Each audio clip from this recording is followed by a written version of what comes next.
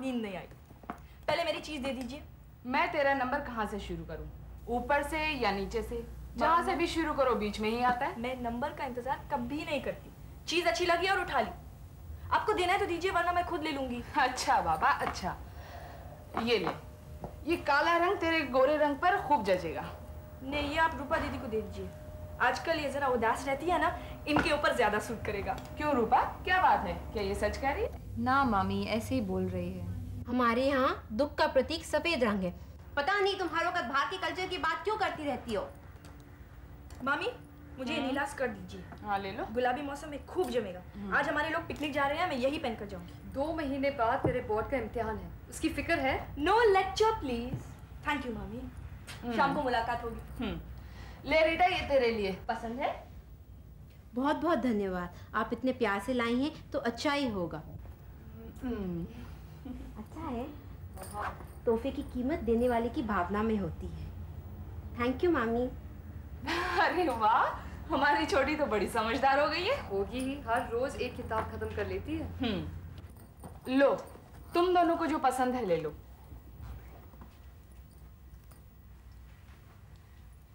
अच्छा रूपा, तेरे चेहरे का रंग क्यों उड़ा हुआ है? ऐसी तो कोई बात नहीं है मामी, आपको तो रूही की आदत मालूम है, जो मन में आया बोल देती है। झूठ मत बोलो, मुझे दीदी की भी बातों से लगा कि कुछ गड़बड़ है। मम्मी तो ऐसे ही परेशान हो जाती है, कोई बात हो या ना हो। मैं ये ले लूं? ले लो। वैसे रेखा के और कपड़े मेरे एक ही हैं, बदल बदल के पहन लेते हैं।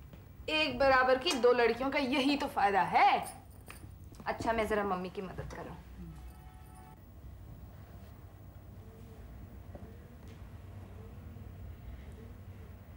लगता है रूपा को बहुत बुरा लगा है। बुरा लगने की बात भी है। दीदी ने तो लिखा था कि सब कुछ तय ही समझो। लड़का भी बहुत अच्छा है, रूपा पैसा भी खूब है और रूपा को बेहद पसंद भी करता है। मेरा भी यही ख्याल था।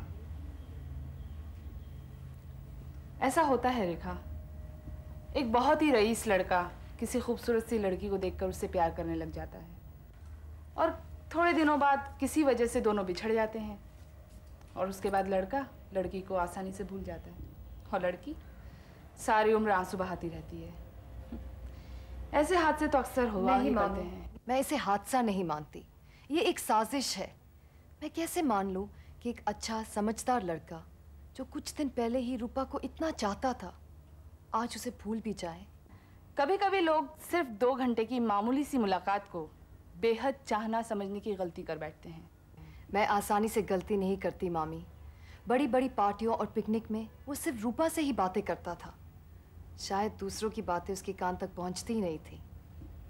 उसकी रूपा से मिलने की इच्छा, बेचैनी और जिन निगाहों से उसकी तरह देखता था, वो प्यार ही था मामी। बेचारी रूपा, मुझे उसके लिए बहुत बुरा लग रहा है। उसका जैसा स्वभाव है, मेरे ख्याल से वो इस बात को कभी भूल नहीं पाएगी। अगर तुम्हारे साथ ऐसा होता तो शायद तुम हंसी मजाक में इस बात को उड़ा देती, मगर रूपा बहुत ही सेंसिटिव है। यही तो मुझे भी चुभता है, करे कोई भरे कोई। मैं सोचती हूँ कि मैं रूपा को कुछ दिनों के लिए अपने साथ ले जाती हूँ, शायद जगह बदलने से उसका दिल भी बहल जाए। मामी, आपने मेरी मुंह की बात छीन ली। कम से कम वहाँ मम्मी की तरह हर वक्त कोई कुरेदता तो नहीं होगा। उसका चेहरा देखकर मम्मी उन लोगों को कोसे बिना नहीं रह पाती और यही बात रूपा को बहुत बुरी लगती है। तो फिर मैं आज ही दीदी से बात करती हूँ। वैसे रवि अहमदाबाद में है, शायद इस बात से रूपा को कुछ तकलीफ पहुँचे, पर वो लोग तो शहर के बहुत ही पॉश एरिया में रहते हैं और हमारा ज़्यादा आना जाना होता नहीं, तो फिर सामना होने की कोई गुंजाइश ही नहीं है। हाँ, अगर रवि खुद रूपा से मिलने आए तो बात दूसरी। इम्पॉसिबल। इस वक्त उनके दोस्त राहुल मेहता का राज है। वो भला रवि को वहाँ क्यों जाने देंगे? हाँ, राहुल साहब को तो आपके मोहल्ले का नाम पता ही है, पर वहाँ घुसने की जुर्रत वो नहीं करेंगे।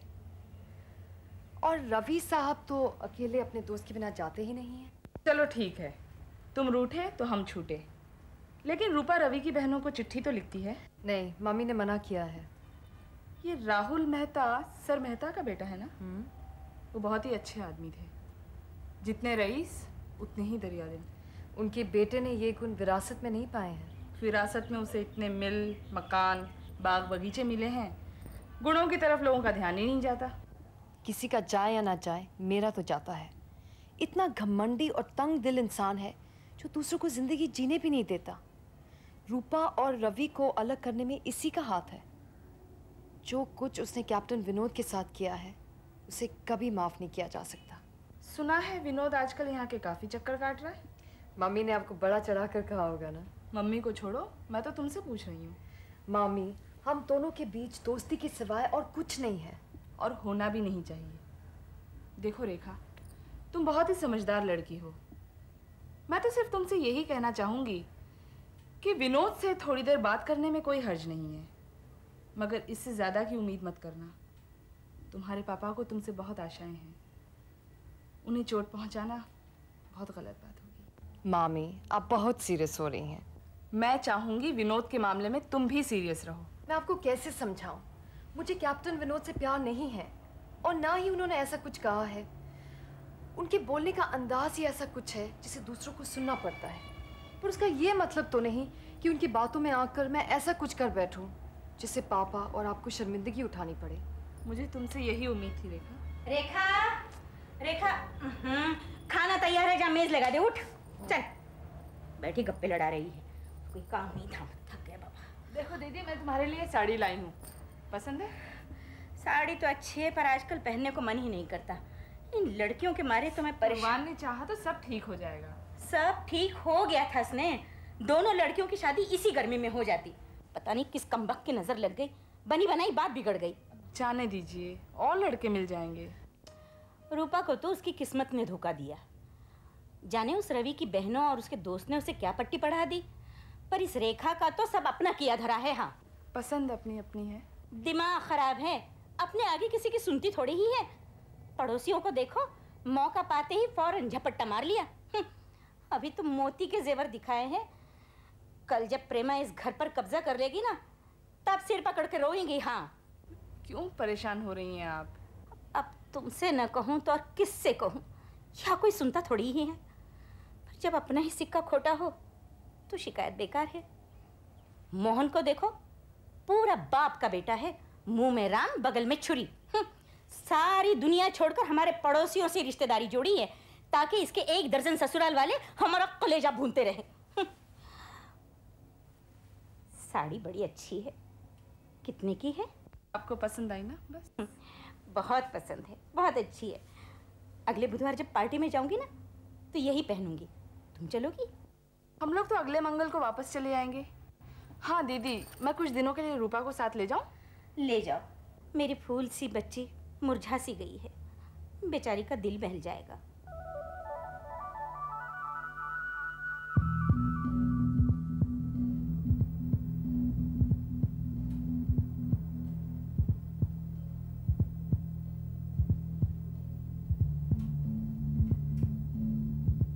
रेखा, अरे प्रेमा, आ ना, बहुत अच्छी लग रही है, आ बैठ। आज रात की गाड़ी से हम दिल्ली जा रहे हैं, सोचा जाने से पहले थोड़ी देर तेरे पास बैठ लूं, फिर तो पता नहीं कब। पहले आराम से बैठ, चिट्ठी लिखते रहना। सो तो लिखूंगी ही, लेकिन तुझसे एक वादा लेना है। बोल। मेरे पास दिल्ली आएगी। मुश्किल लगता है प्रेमा, जब से रूपा गई है मेरा मन यहाँ उखड़ा उखड़ा ही रहता है। इसीलिए तो कहती हूँ जरूर आना।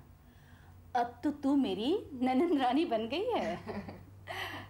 देख रेखा, हम दोनों की बचपन की दोस्ती है। यहाँ इतने बड़े परिवार की सबसे बड़ी लड़की थी। वहाँ परिवार के नाम पे कोई है ही नहीं। अरे तुम लोग हो ना, मैं तो तुम ही को अपना समझती हूँ। ये सब भाग्य की बातें हैं रेखा। आंटी तुम लोगों की शादी के लिए कितनी परेशान है, और हो गई मेरी। तो दिल्ली आना तो सही। कौन जाने तेरे लिए कोई दिल्ली में बैठा इंतजार कर रहा हो। कोई किसी के लिए इंतजार नहीं करता। मैं तो रूपा के लिए बहुत परेशान हूँ। क्या हुआ? जो होना नहीं चाहिए था। हमने रूपा को यहाँ से मामा मामी के साथ भेजा ताकि वहाँ जाकर उसका मन बहल जाएगा, लेकिन वो नहीं हुआ। वहाँ जाकर भी उसे दुख ही मिला। पूरी बात बता ना। अब क्या बात बताऊँ? वहाँ जाकर उसका मन नहीं लगा तो उसने लीना को चिट्ठी लिखी और एक दिन उन्हें मिलने भी चली गई। उन 2 लड़कियों ने जो ओछापन दिखाया है उसे सुनकर तो शर्म आ जाती है। बड़े लोगों की स्टाइल है। तो फिर जब रूपा यहाँ आती तो उस पर इतना लाड जताने की जरूरत क्या थी? शायद ये सब अपने भाई की वजह से था। और अब जो हो रहा है वो भी अपने भाई को रूपा से दूर रखने के लिए ही होगा। मुझे भी ऐसा ही लगता है। पता नहीं रवि को मालूम है या नहीं कि रूपा भी वहाँ गई हुई है। लीना नहीं बताएगी तो उसे कैसे पता चलेगा? रूपा ने चिट्ठी में लिखा है कि उन दोनों का व्यवहार देखकर मैं हैरान रह गई। मुझे बुलाना तो दूर रहा, उल्टा ये जताने की कोशिश की कि वो सब राहुल और उसकी बहन नेहा के साथ कितने व्यस्त हैं। सिर्फ इतना ही नहीं, ये भी हिंट दिया कि शायद रवि यहाँ वाला बंगला बेच देगा क्योंकि उसका मन अब बम्बई में नहीं लगता ना। अच्छा हुआ रूपा पर सच्चाई खुल गई। हाँ प्रेमा, सच्चाई तो खुल गई। अब उस ओर से कोई आशा भी नहीं रही। कम से कम रवि से तो ये उम्मीद नहीं थी। भगवान करे उसकी शादी नेहा से हो जाए। नेहा से क्यों? ताकि वो घमंडी और बिगड़े लड़की उसकी नाक में दम कर देगी, तभी उसे हमारी रूपा की कीमत का पता चलेगा। आदमियों की नियत का कुछ पता नहीं चलता रेखा कि कब बदल जाए। सहेली के नाते कुछ कहूँ तो बुरा तो नहीं मानोगी? नहीं रे। मुझे कैप्टन विनोद अच्छा आदमी नहीं लगता। उसकी शक्ल, सूरत और बातों से लड़कियां बेहद इंप्रेस होती है। ये बात उसे अच्छी तरह पता है। तो आजकल वो कपूर आंटी की नीस के साथ घूम रहा है। मम्मी खबर लाई थी। तो घूमने दे, मुझे क्या फर्क पड़ता है? तुझे फर्क नहीं पड़ता तो ठीक है। कुछ दिनों से मुझे ऐसा लग रहा था जैसे तू उसे पसंद करने लगी है। प्रेमा, तू अच्छी तरह से जानती है मैं किसी को इतनी आसानी से पसंद नहीं करती। जानती हूँ, फिर भी तुझसे कह देना ठीक समझा। कपूर आंटी के भाई ज्वेलर हैं। उनकी बेटी में और कोई गुण हो ना हो, रईस तो है ही। मुझे मालूम है प्रेमा, तू चिंता मत कर। ये सब सुनकर मुझे बुरा नहीं लगा, बल्कि मैं सोच रही हूँ विनोद कितना समझदार इंसान है। राहुल से टक्कर लेने के लिए उसे रुपए, पैसे और स्टेटस की सख्त ज़रूरत है जो कपूर आंटी के भाई से मिल सकता है। बस मेरा दिल हल्का हो गया। अब प्रॉमिस कर, मेरे पास दिल्ली ज़रूर आएगी। अब बड़ी भाभी का हुक्म कैसे टाल सकती हूँ?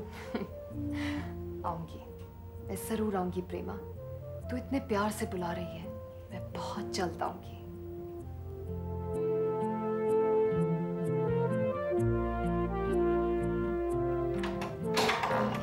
आओ रेखा, आओ। आहा, आखिर आ गए इस सुंदर घर में। देखा रेखा, कितना अच्छा मकान है हमारा। बम्बई के छोटे छोटे मकानों के सामने तो ये मकान बहुत ही सुंदर है। अच्छा ये बताओ, दिल्ली शहर कैसा लगा? इस शहर से ज्यादा सुंदर शहर सारे भारतवर्ष में नहीं है। शहर तो शहर, यहाँ के मकान देखोगी तो तबीयत खुश हो जाएगी। यहाँ इधर देखो, इधर आओ, मेरे साथ आओ, आओ। ये देखो, ये झूला, झू झू झू ये क्या बच्चों सी हरकत कर रहे हो? टूट जाएगा।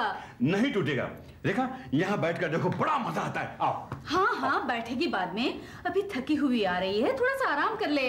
हाँ रेखा, बैठो यहाँ।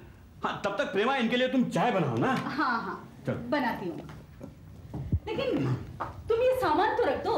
हाँ नहीं, यहाँ रख देता हूँ।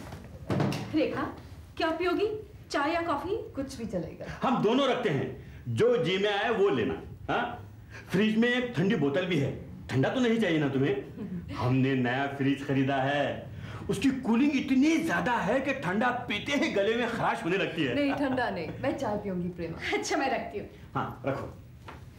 प्रेमा मैं भी आती हूँ। अरे बैठो ना, मदद के लिए तो नौकरानी आती है। हाँ, तुम आराम से बैठो, प्रेमा चाय लाएगी। यहाँ बैठो, ये सोफा ज्यादा नरम है। आओ बैठो। वाह, है ना सोफा कितना नरम है। ये सोफा श्रीमती लाल ने बड़ी कीमत में खरीदा था। उनके बाहर वाले ऑफिस की शोभा था। जो भी लोग आते इस सोफा सेट की तारीफ किए बिना नहीं रह पाते। उन्होंने आपको दे दिया? हाँ, बड़े लोगों के बड़े ठाट बात। हाँ।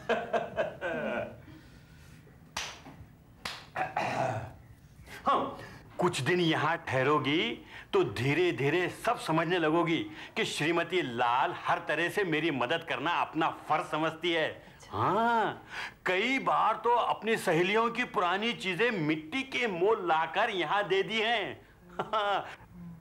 अब ये पेंटिंग देखो। ये किसने बनाई है? उनकी बेटी ने। बेचारी अपनी तबीयत की वजह से सारा दिन घर में ही रहती है। उसे पेंटिंग का बहुत शौक है। ओह। हाँ, एक बार मेरे मित्र यहाँ आए थे। वो चित्रकारी के बहुत बड़े जानकार हैं। इस पेंटिंग को देखकर कह रहे थे कि ये चित्रकार तो पिकासो की टक्कर का है। हाँ, ये पिकासो ना? पिकासो। इसे खूब संभाल कर रखिएगा, ऐसे चित्रकार रोज पैदा नहीं होते। हाँ, बिल्कुल सच कहा। ये बात अपनी सहेली को समझाना। प्रेमा चाय बना रही है ना? उनकी 10-12 पेंटिंग मेरे पास हैं। जो पेंटिंग उन्हें नहीं भाती, अच्छी नहीं लगती, वो सीधे यहाँ भिजवाती हैं। अच्छा, प्रेमा को नहीं पसंद? नहीं, ऐसा तो वो नहीं कहती, पर 2-3 से ज्यादा टांगने पर साफ इनकार कर देती है। तुम उसकी सहेली हो ना, चीज की कीमत को समझने की कोशिश करें, ये बात उन्हें समझा दो। रेखा, अब ये एंटिक देखो। श्रीमती लाल ने किसी गांव से ढूंढवा कर मंगवाया था। Oh really? हाँ। अपने पास नहीं रखा? अरे नहीं, ये तो हमारी वेडिंग प्रेजेंट है, शादी का तोहफा, उस ताजमहल के साथ। ये कोई मामूली प्रेजेंट थोड़ी है, शो पीस है, शो पीस। श्रीमती लाल ने खास आपके लिए मंगवाया था? हाँ, उनका दिल बहुत बड़ा है। वो चाहती हैं कि उनका स्टाफ भी ठाट बाट से रहे। अरे बाहर का गार्डन देखोगी तो हैरान रह जाओगी। एक एक फूल इतने बड़े खिल रहे हैं, रंग भी कितने मनमोहक हैं। मुझे बागवानी का बहुत शौक है। छुट्टी का पूरा दिन इसी में गुजारता हूँ। अच्छा, अब इसी में बिजी रहते हैं। आप लोग मुंबई में तो फूल पत्तों को भी तरस जाते हैं। इस वक्त मेरे गार्डन में कम से कम 100 फूल खिल रहे होंगे। हम लोग तो प्लास्टिक के फूल पत्तियों से काम चला लेते हैं। हाँ। लो, चाय आ गई। लो रेखा, चाय पी लो और बाद में नहा लो। 12 बजे तक पानी चला जाता है। तो क्या हुआ, तब में भरा हुआ पानी स्वच्छ है, उससे वो नहा लेगी। बाद में 4 बजे आने के बाद फिर से भर लेंगे। अरे हाँ रेखा, याद आया, तुम्हारे कमरे की खिड़की से श्रीमती लाल की कोठी का गेट अच्छी तरह से दिखाई देता है। हाँ हाँ, आओ तुम्हें दिखा दूं। आओ। नहीं, अभी नहीं, थोड़ी देर के बाद। थोड़ी देर के बाद? हाँ, कोई बात नहीं। ये सोफा तो काफी नरम है ना? हाँ, काफी नरम। कोई शिकायत हो तो बता देना। लो, श्रीमती लाल का बुलावा आया। अरे वाह, मेरा अंदाज बिल्कुल सही निकला। पीछे कोई बैठा भी है। माय गॉड, प्रेमा, श्रीमती लाल की बेटी नीलिमा जी आई हैं। चलो चलो, उनसे मिलकर आएंगे। नीलिमा जी, आ रहा हूं, अभी आ रहा हूं। देखा रेखा, किस तरह से भागे भागे गए। रेखा, मिसेस लाल की बेटी दिखाती हूँ। ओह माय गॉड, इतनी सूखी हुई है। बेचारी अक्सर बीमार रहती है। उसके लिए बहुत अच्छी रहेगी। किसके लिए? रवि के हाई एंड माइटी दोस्त के लिए। दोनों की जोड़ी खूब जमेगी। क्या तुम भी। मैं उससे हेलो कह के आती हूँ। तो आएगी? नहीं, वो अंदर नहीं आएगी। नहीं, कहीं जा रही होंगी। उसकी माँ ने मोहन के लिए कोई संदेशा भेजा होगा। अरे, ये तो गई भी। चल छोड़, आ बैठ, तेरे साथ बहुत सारी बातें करनी है। और देख, अब मैं तुझे जल्दी बम्बई नहीं जाने दूंगी। हाँ। प्रेमा, प्रेमा कमाल करती हो, बाहर क्यों नहीं आई? नीलिमा जी तो गई। मैं आ ही रही थी कि वो चली गई। खैर कोई बात नहीं, अब तुम दोनों के पास पूरा दिन है तैयार होने के लिए। काहे की तैयारी? काहे की तैयारी? माय डियर, डिनर पर जाने की, डिनर पर। मैं तो सोच रहा था कि श्रीमती लाल तुम्हारे सहेली को सिर्फ चाय पर बुलाएगी, लेकिन उन्होंने सीधे डिनर पर बुलाया। वाह, श्रीमती लाल का भी कोई जवाब नहीं। इसे कहते हैं रईसी अंदाज। मैं तो बहुत थकी हुई हूँ, आज जाना जरूरी है क्या? बिल्कुल, श्रीमती लाल का निमंत्रण कोई टाल नहीं सकता।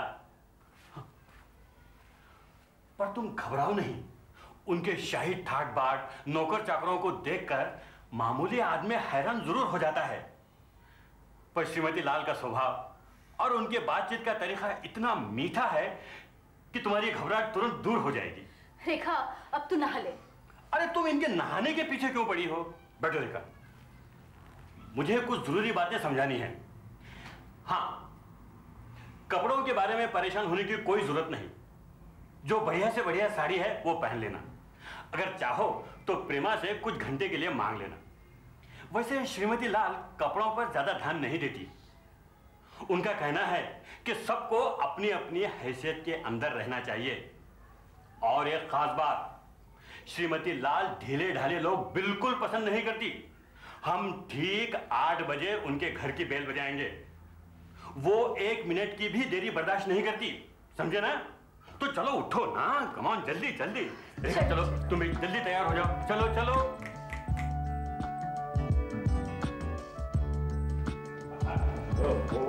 देखा प्रेमा, कितना बढ़िया खाना था। वाह वाह, कितना बढ़िया खाना था। और कितना बढ़िया खाना पकाता है आपका कुक। मैं तो जब भी यहाँ आता हूँ ओवर ईटिंग हो ही जाती है। सच पूछिए तो इतना बढ़िया खाना मैंने आज तक कभी नहीं खाया। भाई हमारे यहाँ तो रोज ही डिनर होते रहते हैं, बड़े बड़े लोग आते हैं, खाना तो बढ़िया होना ही चाहिए। प्रेमा, तुम ऐसा करो, 2-4 डिशेस हमारे कुक से बनाना सीख लो। पार्टी देती ना तो कभी तुम्हारे जरूर काम आ जाए। ये तो आपकी बहुत मेहरबानी है। आपके माली ने मुझे बागवानी के बारे में ऐसे गुर बताए कि मेरा एक गुलाब कम से कम 1/2 किलो का जरूर होगा। भाई वाह, तब तो तुम गुलाब की पंखड़ियों को इकट्ठा करके गुलूकंद बना लेना, सेहत के लिए बहुत अच्छा होता है। फूलदान में लगाने से पहले या बाद में? भाई ये तो किसी वैद्य से पूछना पड़ेगा। लेकिन हमारे दादाजी मोती और सोने की भस्म में गुलाब की पंखड़ियां कुटवाते थे, इतना मुझे अच्छी तरह से याद है। तभी तो आपका रंग आज भी सोने की तरह चमकता है। अरे क्या रूप रहा, क्या रंग। उम्र के साथ सब बीत जाता है, लेकिन फिर भी लोग मुझे 30-35 से ज्यादा की नहीं समझते। बिल्कुल बिल्कुल सही। तुम्हारी क्या उम्र है रेखा? मुझसे छोटी बहनें 17-18 साल की हैं। भाई देखो, तुम 20 से ज्यादा की तो हो नहीं, तो उम्र छुपाने की क्या जरूरत है? मैं अभी 21 की नहीं हुई हूँ। अच्छा सुनो, तुम्हारी बड़ी बहन की शादी हो गई क्या? बड़ा बोझ है उन बेचारों पर। कम से कम मेरे पिताजी तो ऐसा नहीं समझते। ताज्जुब है, मैंने तो अपनी नीलिमा के लिए बचपन में ही लड़का पसंद कर लिया था। क्या पर्सनैलिटी है। मोहन, तुम तो उसको मिल चुके हो बॉम्बे में। इतना ही नहीं भाई, वो पर्सनैलिटी के अलावा रुतबा, इज्जत, पैसा क्या नहीं है उसके पास। मेरी नीलिमा को बड़े सुख में रखेगा। हर एक व्यक्ति के लिए सुख की परिभाषा अलग होती है। जल्दी ही यहाँ आने वाला है, तभी तो मेरी नीलिमा इतनी खुश नजर आ रही है। मोहन देखो, सब कुछ ठीक ठाक करा देना और साफ सफाई एकदम बढ़िया होनी चाहिए। बिल्कुल बिल्कुल। हाँ, तुम्हारा मकान में तो शायद मोहन के नाम है। उसके लिए इन्हें अभी इंतजार करना पड़ेगा। अच्छा, यहाँ आ जाओ, बैठ। हाँ, तुम लोगों ने गाना, नाच, पेंटिंग कुछ सीखा है? सीखा तो नहीं। भाई तुम्हारे माता पिता को तुम्हें सिखाना जरूर चाहिए था। लड़कियों में ये हुनर होना बहुत जरूरी है, नहीं तो शादी के वक्त बड़ी मुश्किल पड़ती है। आया थी तुम्हारे पास बचपन में? जी नहीं। कमाल है, तो बड़ी अजीब बात है। 4 लड़कियों की परवरिश बिना आया के कैसे हो सकती है? उनकी पढ़ाई लिखाई, उठना बैठना, सब कुछ। उसके लिए आया की क्या जरूरत है? अगर किसी ने पढ़ना है, कुछ सीखना है, तो बिना किसी की मदद के अपने आप ही सीख सकता है। वो तो ठीक है, लेकिन आया अपनी जगह है, मदर फादर अपनी जगह। अब पिछले महीने मैंने नीलिमा की पुरानी गवर्नेंस को अपनी एक सहेली के यहाँ भिजवा दिया था। उनकी पोती की काया पलट कर दी उसने। इतनी बिगड़ी हुई लड़की थी, अब उसमें सुधार देखकर मेरी सहेली को अपनी आंखों पर विश्वास नहीं होता। दिन में 8-8 बार फोन करती है मुझे धन्यवाद कहने के लिए। हम बिगड़े नहीं, इसलिए सुधार की कोई ज़रूरत नहीं रही। वैसे नेक सलाह के लिए शुक्रिया। कभी ज़रूरत पड़ेगी तो मैं आपको कष्ट दूंगी। कोई भी प्रॉब्लम हो तो ये पीछे हटने वाली नहीं है। वैसे इस समय नींद मेरी समस्या बन रही है। अगर आपको कोई एतराज़ ना हो तो हम लोग चलें। आपसे मिलकर बहुत खुशी हुई। खाने पर बुलाने के लिए धन्यवाद। नमस्ते।